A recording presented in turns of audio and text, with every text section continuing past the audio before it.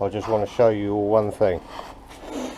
Right, well, I was talking about doing another video talking about the Dion elbows because of the rust on them, but this one on one of the other arms, look at the state of that.